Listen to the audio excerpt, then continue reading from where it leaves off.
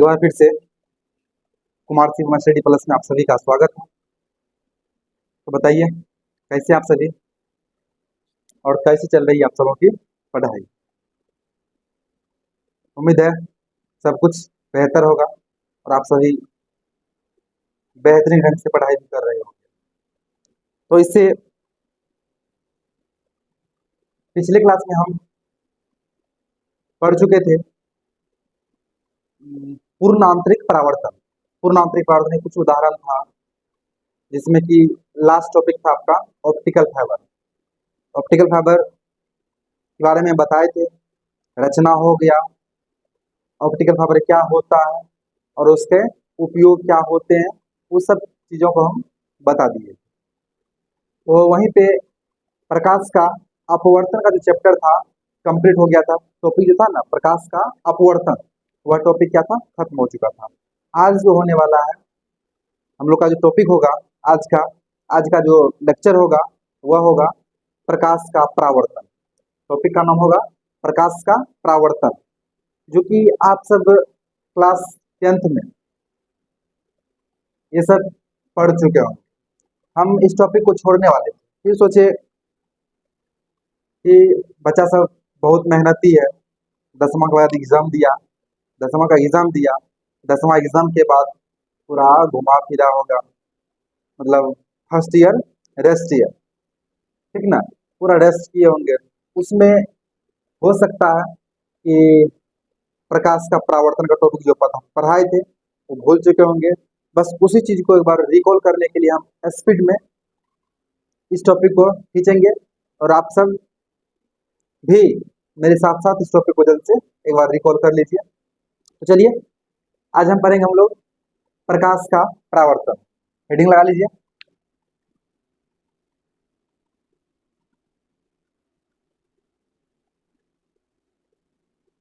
प्रकाश का परावर्तन। प्रकाश का परावर्तन, इसका इंग्लिश नेम होता है रिफ्लेक्शन ऑफ लाइट।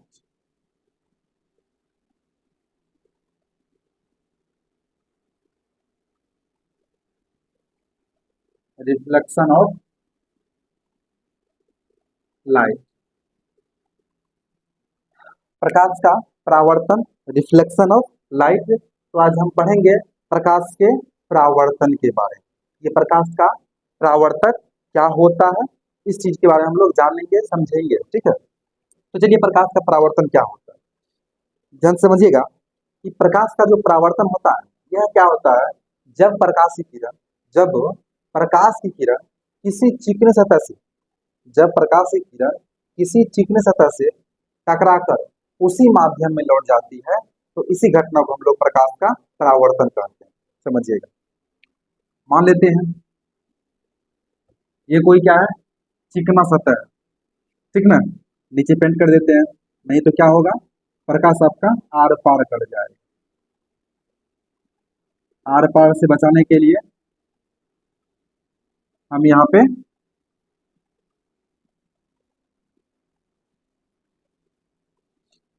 नीचे पेंट कर दिए, ठीक है। अब क्या बताया, प्रकाश का परावर्तन क्या होता है, जब प्रकाश की किरण किसी चिकने सतह से टकराकर उसी माध्यम में लौट जाती है तो उसी घटना को हम लोग क्या कहते हैं, प्रकाश का परावर्तन कहते हैं। उसी घटना को क्या कहते हैं, प्रकाश का परावर्तन कहते हैं। आइए समझिए कैसे क्या होता है। जैसे मान लेते हैं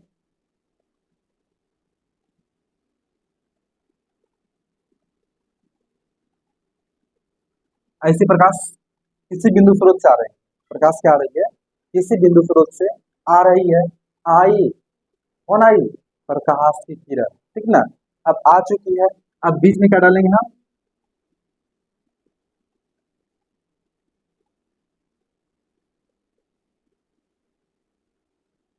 डाल दिए अभिलंब। अब जब प्रकाश की किरण किसी सतह से टकराकर उसी माध्यम में लौट जाती है, उसी माध्यम में क्या हो गई, लौट गई, थोड़ा टेढ़ा हो गया बाबू,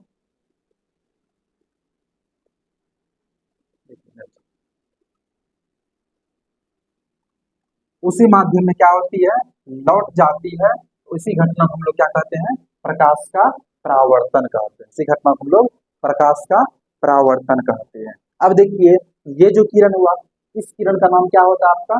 आपतित किरण। ये जो किरण है इसका नाम है आपतित किरण, ठीक है। और इधर जो है इसका नाम हो जाएगा अपवर्तित किरण। ये बीच में जो है इसका नाम हो जाएगा अभिलंब। और ये जो बिंदु है ना, इस बिंदु का नाम होता है आपतन बिंदु। ये होता है आपका आपतन बिंदु होता है। चलिए अब प्रकाश का परावर्तन लिख करके साइड में फोटो बना लीजिए और इसकी परिभाषा भी लिख लीजिए। परिभाषा लिखिए, लिखिएगा। जब कोई प्रकाश किरण, परिभाषा लिखना है, जब कोई प्रकाश किरण किसी चिकने तल पर टकराती है, जब कोई प्रकाश किरण किसी चिकने तल पर टकराती है, टकराती है, कोमा टकराकर, कोमा टकराकर उसी माध्यम में वापस लौट आती है, टकराकर, कोमा उसी माध्यम में, टकराकर क्या हो, टकराकर उसी माध्यम में लौट आती है। इसी घटना को हम प्रकाश का परावर्तन कहते हैं। इस घटना को हम प्रकाश का परावर्तन कहते हैं। सिंपल से परिभाषा हम बता दे रहे हैं, एक बार लिख लिया ना। ये हालांकि जो लिखा रहे हैं ये सब नोट्स आपके Telegram channel Kumar Shivam study plus पे उपलब्ध है, आप वहां से भी पीडीएफ डाउनलोड कर सकते हैं, ठीक है। तो आप समझिए परिभाषा को, अपने लैंग्वेज परिभाषा समझिए क्या होता है परिभाषा अपने लैंग्वेज में, अपनी भाषा में। हाँ, जब प्रकाश की किरण किसी चिकनी सतह से टकराकर, जब प्रकाश की किरण किसी चिकनी सतह से टकराकर उसी माध्यम में लौट जाती है, तो इसी घटना को हम प्रकाश का परावर्तन कहते हैं। इसी घटना को हम क्या कहते हैं? प्रकाश का परावर्तन कहते हैं, ठीक है। आगे वो समझ में, क्लास 10th का टॉपिक है। बहुत बच्चों को ऐसा लग रहा होगा सर टाइम पास कर रहे हैं, 10वां का चीज है, अभी 12th में बता रहे हैं। हाँ, अभी 12th में भी है ये चीज, ठीक ना। हालांकि 10वां में जो है ना कुछ था, उससे है ना कहीं ज्यादा बड़ा सिलेबस है ना 12th में मिलता है, ठीक। तो एक बार जरूरी पड़ेगा आगे, इसी वजह से हम इस चीज को भी ना फिर से रिकॉल करवा रहे हैं हम लोगों को, ठीक है। तो परिभाषा लिख लिए, फोटो बना लिए साथ में। चलिए अब आगे हम लोग बढ़ेंगे, अगला टॉपिक। हाँ, अगला टॉपिक क्या होगा? चलिए अब लिखना है अगला आईडी ला करके,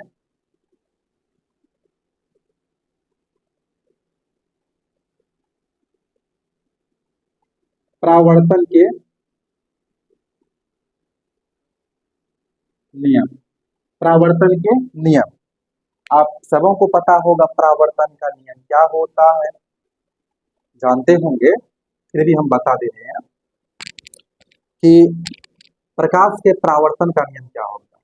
आइए आते हम लोग प्रथम नियम।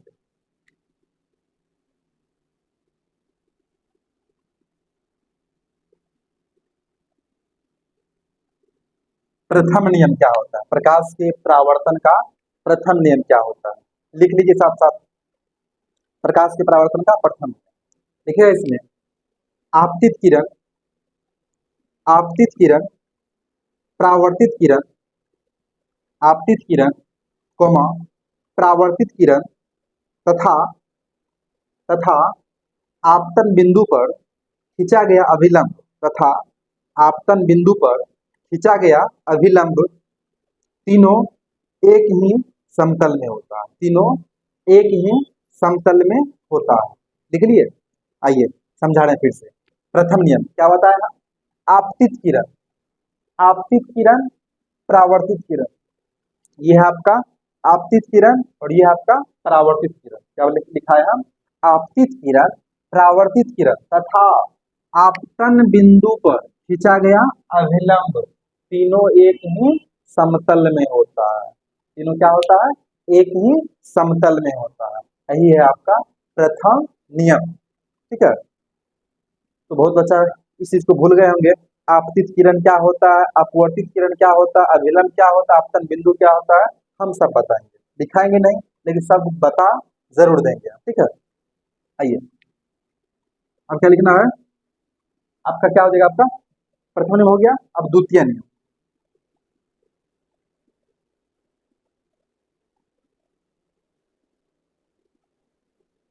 देखिए द्वितीय नियम क्या होता है, सिंपल सा नियम है, प्रकाश के परावर्तन का द्वितीय नियम है ना, दुनिया में जो नियम है सबसे आसान यदि याद करने में है ना, तो परावर्तन का द्वितीय नियम है।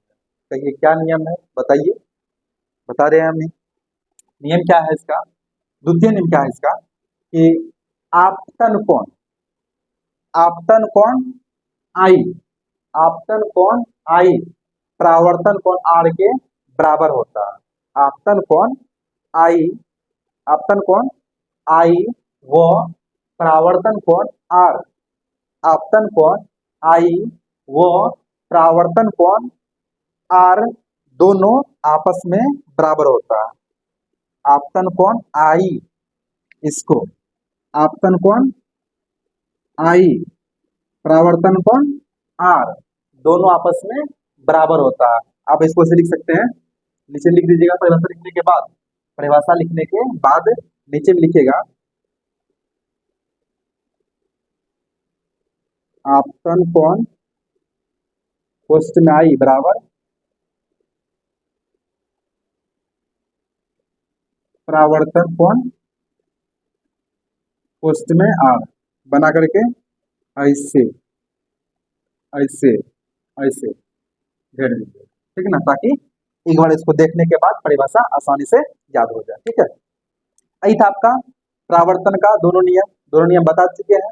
अब आइए आते कहाँ पे, आपतित किरण, परावर्तित किरण, आपतन बिंदु, अभिलंब, इसको क्या कहते हैं,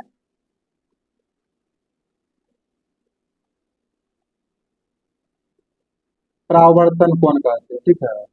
आई जो होता है आपका क्या कहलाता है,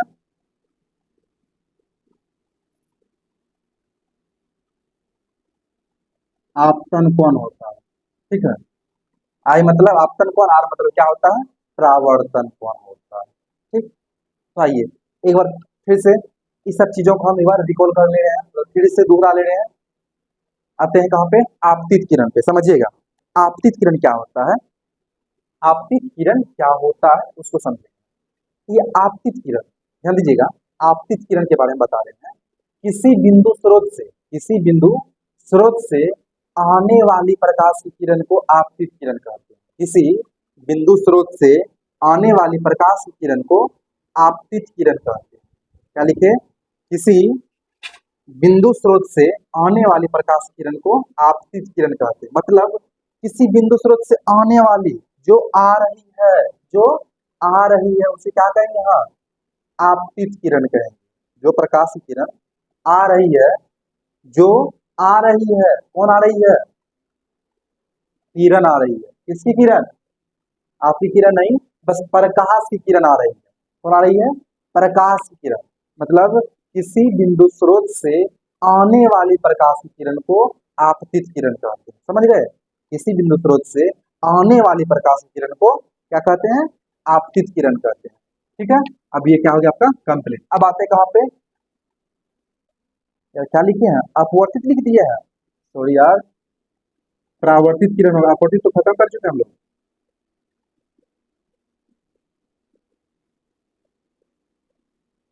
परावर्तित किरण होगा, आपतित किरण दूसरा क्या हो जाएगा, परावर्तित किरण। परिभाषा क्या लिखा आप लोग, वही लिखे है ना, आपतित किरण, प्रथम में लिखा है थे, आप आपतित किरण, परावर्तित किरण तथा आपतन बिंदु पे खींचा गया अभिलंब, तीनों क्या होता है, एक ही समतल में होता है। अब चलिए आते कहाँ पे, परावर्तित किरण की परिभाषा पे। ये परावर्तित किरण क्या होता है समझिएगा,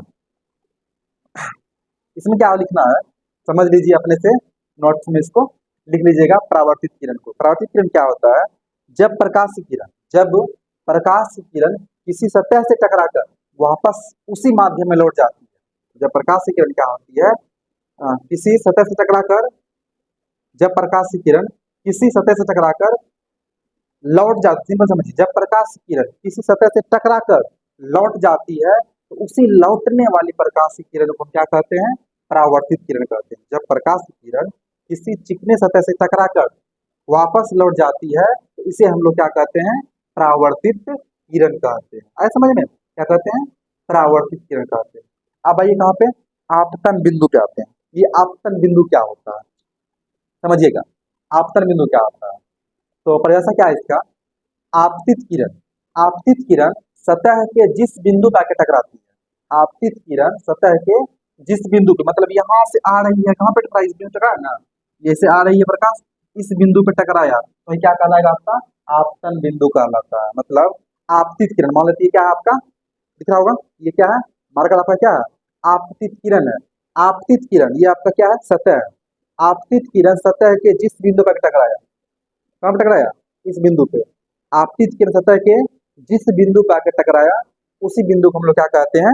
आपतन बिंदु कहते हैं। आपतित किरण सतह के जिस बिंदु पे आके टकराती है उसे हम क्या कहते हैं? आपतन बिंदु कहते हैं। जैसे परिभाषा आप लोग नोट्स में लिख लीजिएगा अपने से, ठीक। अब यहाँ पे अभिलंब पे आते हैं। ये अभिलंब क्या होता है? ये अभिलंब को समझिएगा। अभिलंब क्या होता है? सिंपल से लिखना है, किसी सतह के किसी बिंदु पर डाले गए लंब को क्या कहते हैं? अभिलंब कहते हैं। सिंपल परिभाषा, किसी सतह के किसी बिंदु पर डाले गए लंब को क्या कहते हैं? अभिलंब कहते हैं। किसी सतह के किसी बिंदु पर डाले गए लंब को अभिलंब कहते हैं, ठीक। हो गया आपका अभिलंब भी कंप्लीट हो गया, ये भी कंप्लीट हो गया, ये भी कंप्लीट हो गया। अब आते कहाँ पे? आपतन कोण पे। आपतन कोण किसे कहते हैं? तो समझिएगा ध्यान से, ये हुआ आपका आपतित किरण। क्या हुआ? ये आपतित किरण, बीच में क्या हो गया? अभिलंब। तो ऐसे बोल सकते हैं इसको, आपतित किरण, आपतित किरण और अभिलंब के संपर्क से बना कोण, आपतित किरण और अभिलंब के संपर्क से बना कोण क्या कहलाता है? आपका आपतन कोण कहलाता है। आपतन कोण को आई से सूचित किया जाता है। वही यदि बात कर रहे हैं परावर्तन कोण की तो उसमें लिखिएगा परावर्तित किरण। ये क्या है आपका? परावर्तित किरण, और ये क्या है? अभिलंब। तो परावर्तित किरण और अभिलंब के संपर्क से, परावर्तित किरण और अभिलंब के संपर्क से बनने वाले कोण को क्या कहते हैं? परावर्तन कोण कहते हैं। क्या कहते हैं? परावर्तन कोण कहते हैं, ठीक है। परावर्तन कोण कहते हैं। चलिए, उम्मीद है जितना बात बताए समझ गए होंगे, ठीक ना? समझ गए मतलब समझिए ना, थोड़ा सा हमको बता दिया कीजिए, कमेंट करके ना बताइए, हाँ सर समझ गए, यहाँ डाउट है, यहाँ दिक्कत है, यहाँ फलाना है, यहाँ चिल्लाना, कुछ भी है तो आप कमेंट में बताया कीजिए, ठीक है। तब हमें ना यदि कोई कमी रहेगा ना तो नेक्स्ट वीडियो में हमें ना उस कमी को दूर करने का बेहद प्रयास करेंगे, ठीक। तो हो गया ही। चलिए अब आते हैं हम लोग अगला टॉपिक, आगे पढ़ेंगे हम लोग दर्पण के बारे में। आगे पढ़ेंगे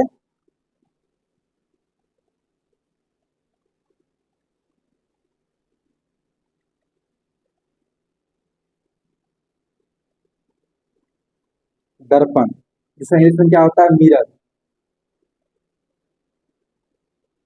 MIRR, मिरर। दर्पण जिसे हम लोग क्या कहते हैं? मिरर कहते हैं। आइए समझिए दर्पण क्या होता है। देखिए दर्पण है ना, समझ लीजिए पहले, दर्पण बता देते हैं।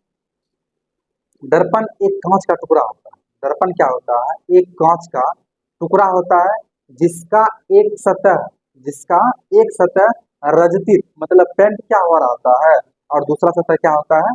परावर्तक सतह होता है। दर्पण किसी कांच का टुकड़ा होता है जिसका एक सतह रजतित क्या होता है और दूसरा क्या होता है? पेंट क्या होता है, उसे हम लोग क्या कहते हैं? दर्पण कहते हैं। उसे क्या कहते हैं हम लोग? दर्पण कहते हैं, ठीक है। तो ऐसा कीजिए, परिभाषा लिख लीजिए पहले, परिभाषा एक बार लिख लीजिए, हेडिंग लगाइए, क्या? दर्पण हेडिंग लगाइए और परिभाषा को लिखिए इसमें। देखिएगा इसमें दर्पण की परिभाषा लिखना है, दर्पण कांच का एक टुकड़ा, दर्पण कांच का एक टुकड़ा है जिसके एक पृष्ठ पर, दर्पण कांच का एक टुकड़ा है, दर्पण कांच का एक टुकड़ा है जिसके एक पृष्ठ पर, जिसके एक पृष्ठ पर, जिसके एक पृष्ठ पर पारे की पॉलिश, पारे की पॉलिश, पारे की पॉलिश वो गहरे रंग का पेंट कर देते हैं, वो गहरे रंग का पेंट कर देते हैं। पूर्णविराम वो दूसरा तल, वो दूसरा तल परावर्तक तल होता है, वो दूसरा तल परावर्तक तल होता है, उसे हम लोग क्या कहते हैं, दर्पण कहते हैं। ठीक है, आइए मेरी भाषा में समझिए, अपनी भाषा में समझिए क्या होता है दर्पण। दर्पण कांच का एक टुकड़ा होता है, दर्पण कांच का एक टुकड़ा होता है जिसका एक सतह पारे से पॉलिश, पारा जो है ना देखने में ना पूरा उजला रहता है, पारा देखने में क्या होता है उजला, पारे का पॉलिश इसलिए कहा जाता है ताकि वह है ना चमकते। यदि हम उजला की जगह यदि काला कर देंगे ना, पेंट काल मतलब पॉलिश जो है ब्लैक कलर से कर देंगे तो प्रकाश को वह क्या करेगा, अवशोषित कर देगा, अवशोषित कर लेगा, प्रकाश का परावर्तन वहां नहीं हो पाएगा। इसी वजह से क्या होता है कि हम दर्पण के पीछे में पहले है ना पारे का पॉलिश कर देते हैं, फिर उसके बाद कोई गहरे रंग से ना पीछे में हम गहरे बाद में है ना पारे की पॉलिश कराने के बाद पीछे में कोई रंग दीजिए सब चलेगा, ब्लैक ब्लैक जो भी है सब चलेगा, ठीक ना, बैगनी आसमान नीला जो भी है सबका सब चलेगा। लेकिन दर्पण जैसे कि जैसे ये क्या हो गया कांच हुआ, इस कांच जस्ट पीछे पहले पीछे पर से क्या होगा कि पारे का पॉलिश करते हैं उसके बाद कोई गहरा रंग उस पर चढ़ाया जाता है, ठीक ना। यदि नहीं देखना हो तो घर में जाइए, जो दर्पण लगा हुआ है उसको खुरचिए एक बार, फोड़ फाड़ के खुरचिए, सुबह पता चलेगा मम्मी का फुल मार भी लगेगा, देख लीजिएगा ऐसे। तो कभी वैसे फूटता उठता है ना तो उस टाइम में है ना थोड़ा सा जो भी रिसर्च करना हो फटे हुए न पे कीजिए, ठीक ना।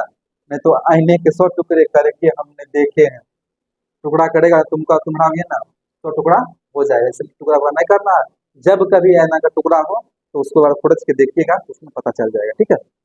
चलिए, हाँ लिख लीजिए दर्पण क्या होता है। दर्पण क्या होता है, एक कांच का टुकड़ा होता है जिसका एक सतह, एक सतह पे क्या होता है पारे की पॉलिश वो गहरे रंग से पेंट कर दिया जाता है, और दूसरा तल क्या होता है परावर्तक तल होता है, प्रतल परावर्तक तल होता है, ठीक है। चलिए हम सिंपल से अब आगे इसको आगे बढ़ा रहे हैं। अब ये देखिए दर्पण की हम बात कर रहे हैं, दर्पण की प्रकार की, दर्पण कितने प्रकार के होते हैं बताइए, कितने प्रकार होता है। आप लोग कहेंगे दर्पण दो प्रकार का होता है, पहला होता है आपका समतल दर्पण, दूसरा होता है आपका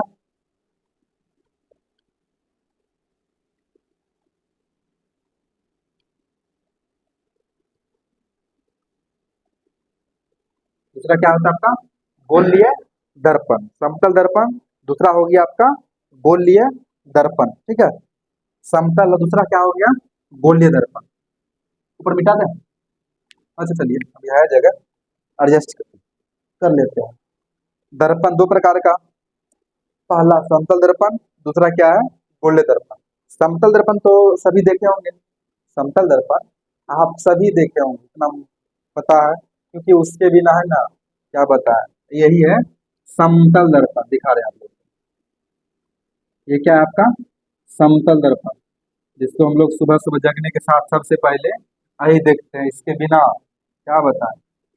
तुझे ना देखूं तो चैन मुझे आता नहीं है, इसके बिना यार, इस समतल दर्पण की बात कर रहे हैं, इसको बिना देखे खास करके लड़का तो चल ही जाता है, लड़की है ना इसको देखे बिना है ना कोई बाहर नहीं आती, ठीक ना, क्योंकि वो देख लेता है नाक से नेटा उटा क्या निकला है कैसे क्या है, वो सब सभी चीज को साफ उफ करके तब बाहर निकलती है, ठीक ना। तो वही क्या होता है जो घर के सामने है ना, मतलब गेट के सामने लगा रहता है जहां भी लगा हुआ है, तो वही क्या होता है आपका समतल दर्पण होता है, ठीक है। तो समतल दर्पण का कोई प्रकार ही नहीं है, एक सिर्फ अकेले क्या है समतल दर्पण है, इसका कोई वंशज नहीं है, ये अकेले रह गया। अब गोल्य दर्पण का दो बेटा हो गया, गोल्य दर्पण का दो बेटा, पहला बात करेंगे तो पहला होता है आपका उत्तल दर्पण, उत्तल दर्पण, दूसरा हो जाता है आपका अवतल दर्पण। पहला क्या है आपका उत्तल दर्पण, दूसरा हो जाएगा आपका अवतल दर्पण। तो दर्पण कितने प्रकार का, दो प्रकार का, समतल दर्पण, गोल्य दर्पण, समतल दर्पण और गोल्य दर्पण। और गोल्य दर्पण कितने प्रकार का? दो प्रकार का, उत्तल दर्पण और अवतल दर्पण, उत्तल दर्पण और अवतल दर्पण। ठीक है, नीचे दिख रहा है, एक बार हम चेक कर लेंगे।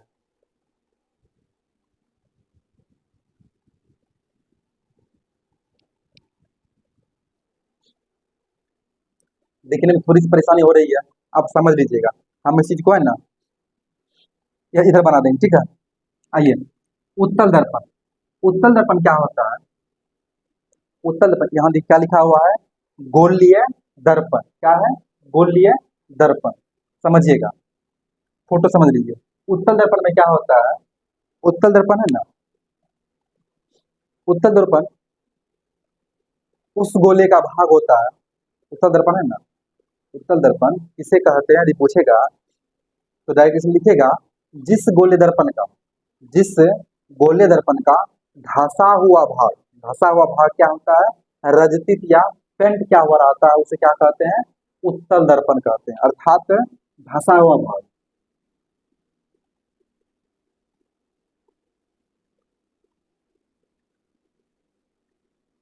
ये जो होगा बता दें,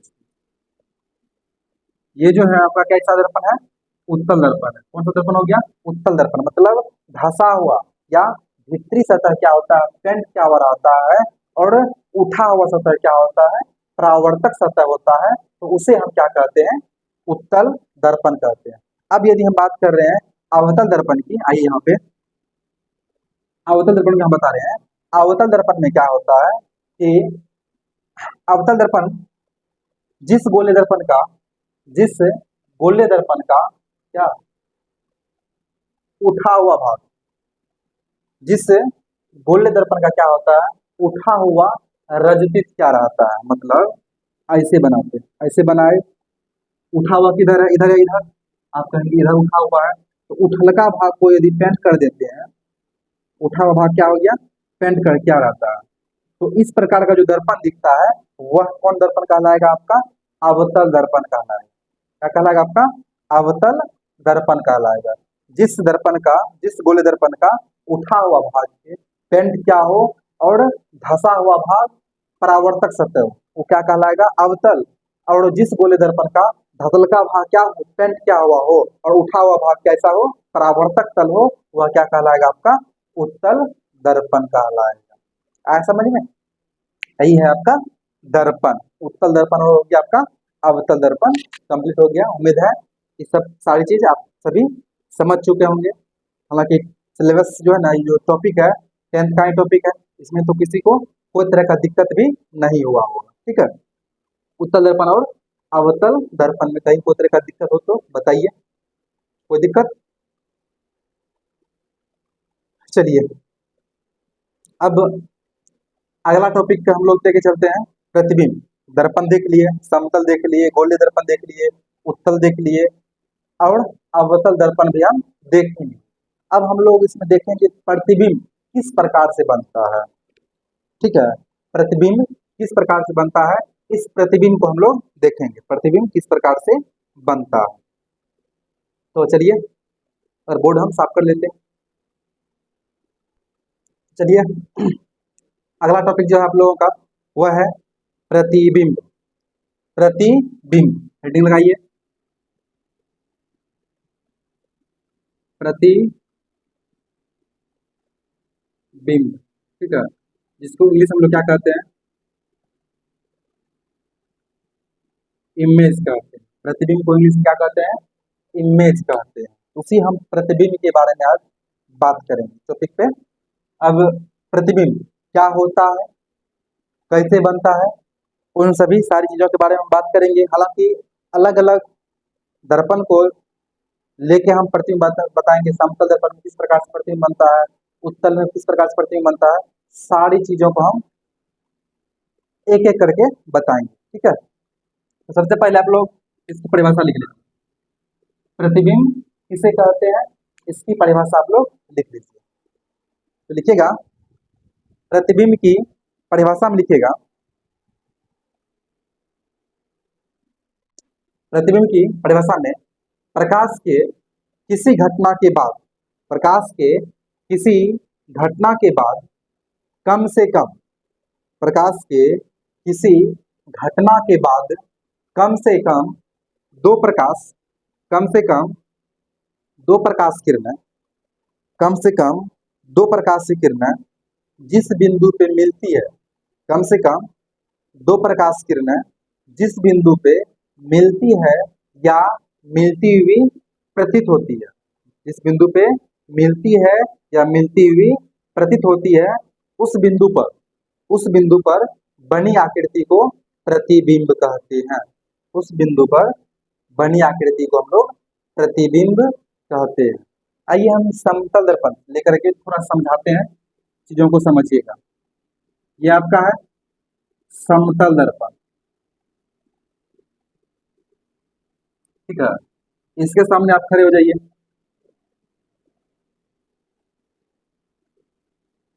ठीक है, खड़े होंगे।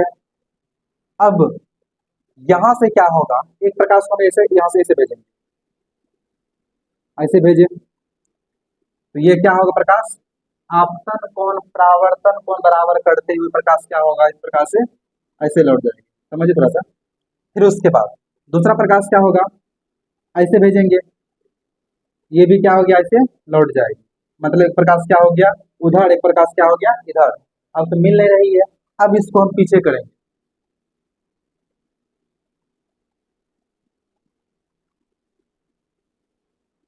पीछे किए तो सेम टू सेम, कैसे सेम टू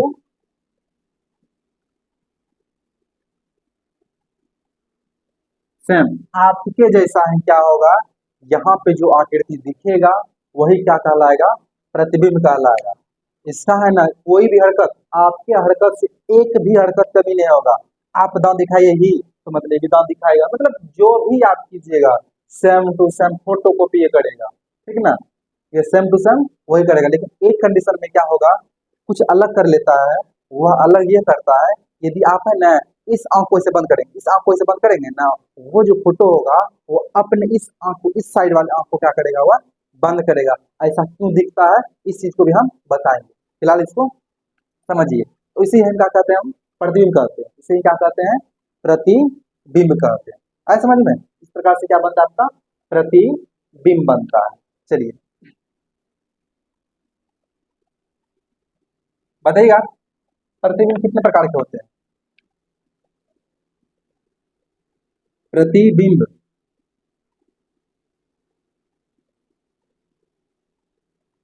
कितने प्रकार के होते हैं, तो आप कहेंगे प्रतिबिंब दो प्रकार के होते हैं। पहला होता है आपका वास्तविक प्रतिबिंब, वही बात करेंगे हम। दूसरा होता है आपका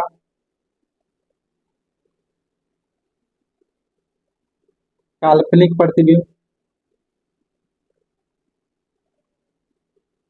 इसी को हम आभासी भी कहते हैं।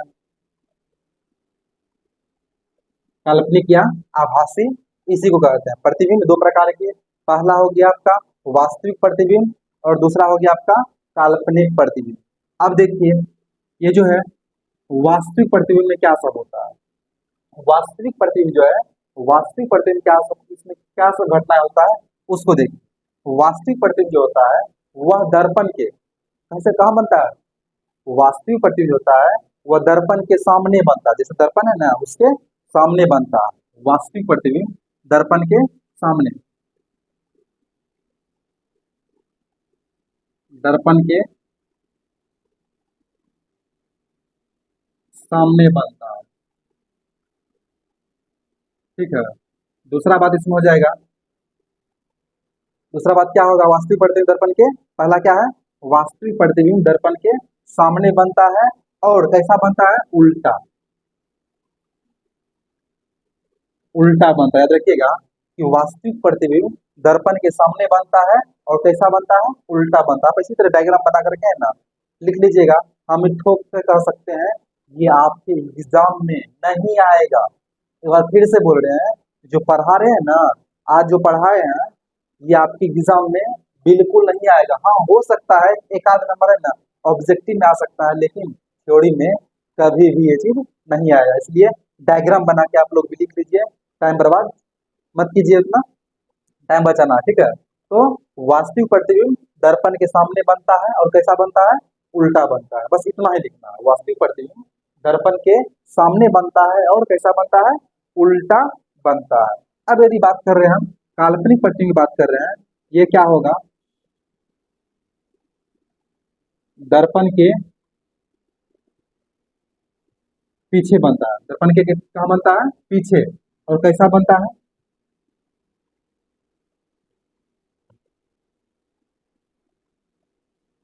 सीधा बनता है। काल्पनिक प्रतिबिंब या आभासी प्रतिबिंब जो होता है वह दर्पण के पीछे बनता है और सीधा बनता है। हर हमेशा देखेंगे कि काल्पनिक प्रतिबिंब क्या होता है, दर्पण के पीछे और कैसा बनता है, सीधा बनता है। एक ट्रिक हम बता दे रहे हैं, याद रखिएगा, वाउ, वाउ, उसके बाद दूसरा याद रखिएगा काशी, वाउ, दूसरा क्या याद रखना है, काशी। वाम मतलब आपका क्या हो जाएगा, वास्तविक, वास्तविक, ठीक है। अब उसके बाद उ मतलब क्या होगा आपका, उल्टा हो जाएगा। वा मतलब क्या हो गया, वास्तविक, उ मतलब क्या हो गया, उल्टा। वाउ मतलब जो प्रतिबिंब वास्तविक बनेगा, जो प्रतिबिंब वास्तविक बनेगा वह हर हमेशा कैसा बनेगा, उल्टा बनेगा। जो प्रतिबिंब वास्तविक बनेगा वह हर हमेशा कैसा बनेगा, उल्टा बनेगा। अब बात कर रहे हैं काशी, काशी कहां से हो गया आपका, काल्पनिक, काल्पनिक, सी मतलब क्या हो गया, सीधा। कहने का मतलब है कि जो प्रतिबिंब काल्पनिक बनेगा वह हर हमेशा कैसा बनेगा, सीधा बनेगा। जो प्रतिबिंब काल्पनिक बनेगा वह हर हमेशा कैसा बनेगा, सीधा बनेगा, ठीक है। तो इतना चीज आप लोग एक बार नोट कर लीजिए, इस प्रकार से जैसे बताए हैं उसी प्रकार से नोट बना लीजिए। चलिए,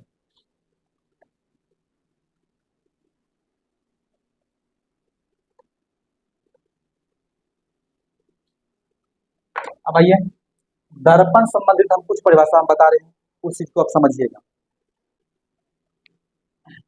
हेडिंग लगाइए,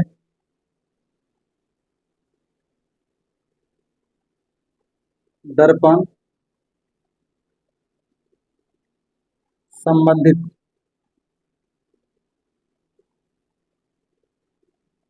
परिभाषा। दर्पण संबंधित क्या होगा, परिभाषा।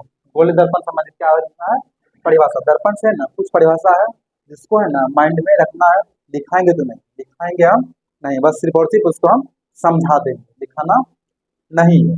आइए, दर्पण संबंधित हम परिभाषा की जहाँ बात कर रहे हैं, पहला परिभाषा हम लोग इसमें पढ़ेंगे। जैसे हम पहले फोटो बना लेते हैं, एक फोटो आप अभी बना लीजिएगा ऐसे।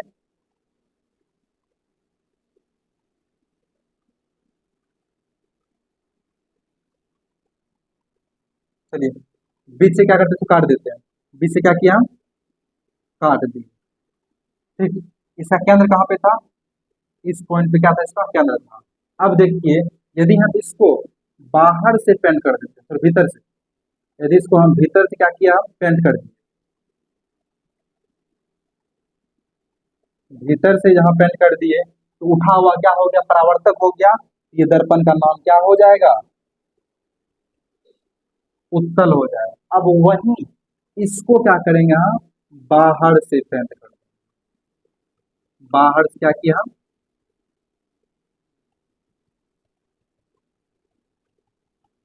पेंट कर दिए, इसका नाम क्या हो जाएगा, अवतल हो जाएगा। क्या नाम हो गया, अवतल हो गया। दर्पण सामने में है, उत्तल और अवतल, दर्पण सामने में। आइए, अब लिखिए पहला परिभाषा, दर्पण का द्वारक।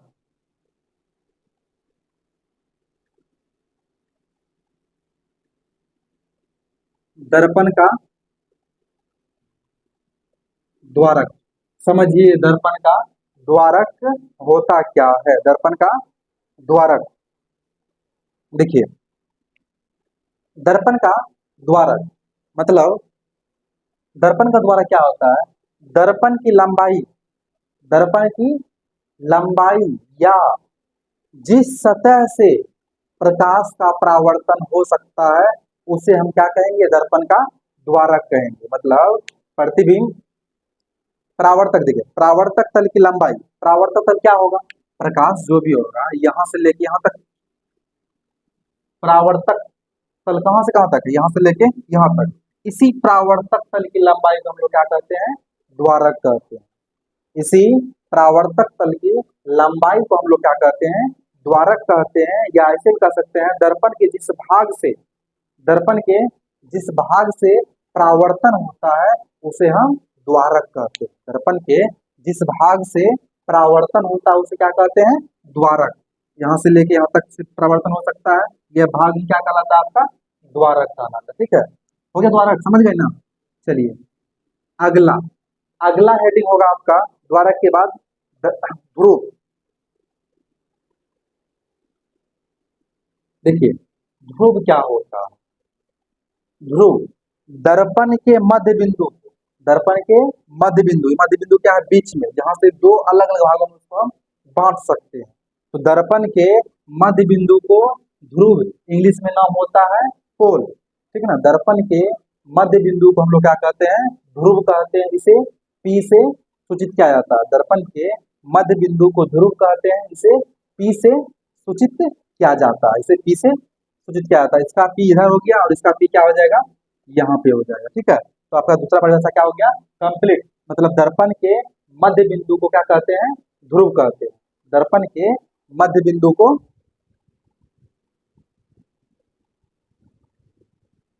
ध्रुव कहते हैं। ठीक है, अब आगे हम लोग पढ़ेंगे वक्रता केंद्र।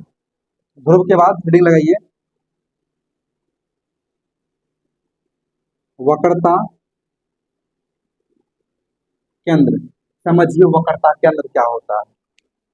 ये पूरा गोले केंद्र था ना, ये पूरे गोले का क्या है, यही केंद्र है ना, केंद्र।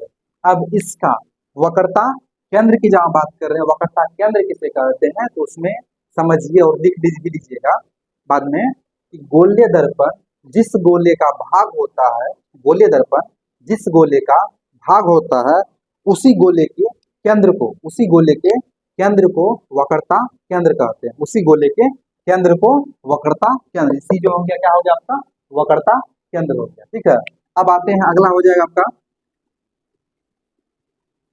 वक्रता त्रिज्या। इसका इंग्लिश नाम होता है सेंटर ऑफ कर्वेचर। वक्रता केंद्र का इंग्लिश क्या होता है, सेंटर ऑफ कर्वेचर। और वक्रता त्रिज्या का होता है रेडियस ऑफ कर्वेचर।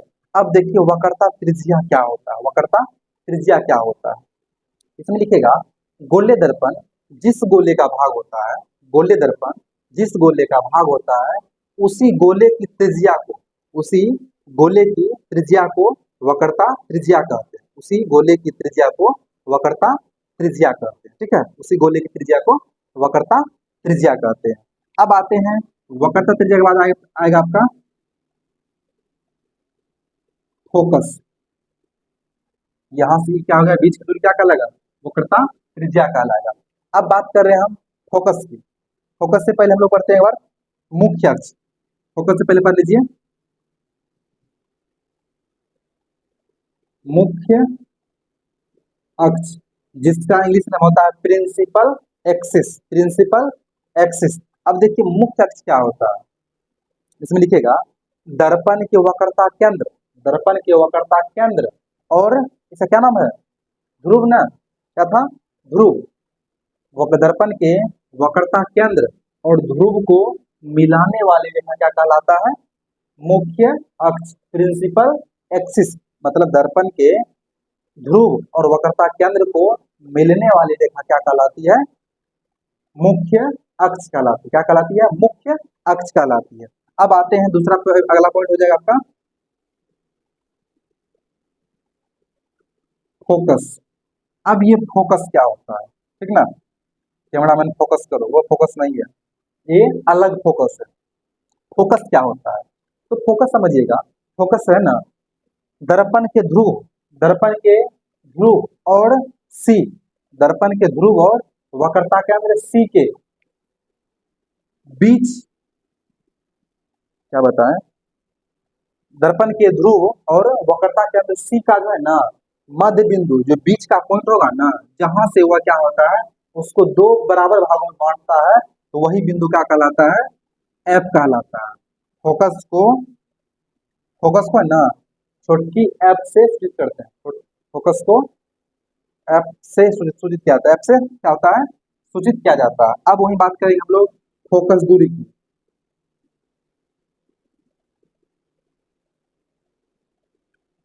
फोकस दूरी क्या होता है समझ, फोकस समझ गए ना, पी और सी के बीच मतलब मध्य बिंदु, जहां क्या होता है, जो जो बिंदु वह बिंदु जो पी और सी को बराबर बराबर दो भागों में क्या होती है, डिवाइड करती है, उसे क्या कहते हैं, फोकस कहते हैं। अब बात कर रहे हैं हम लोग फोकस दूरी के बारे में बात करेंगे। फोकस दूरी क्या होता है, दर्पण के ध्रुव से लेकर फोकस तक के बीच की दूरी को फोकस दूरी कहते हैं। दर्पण के ध्रुव से फोकस तक के बीच की दूरी को फोकस दूरी कहते हैं। दर्पण के ध्रुव से फोकस के बीच की दूरी को क्या कहते हैं, फोकस दूरी कहते हैं।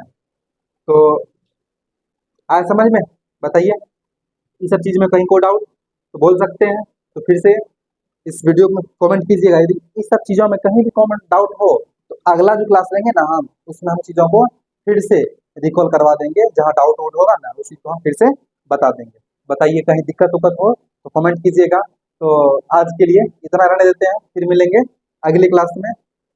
आज के लिए इतना ही, धन्यवाद।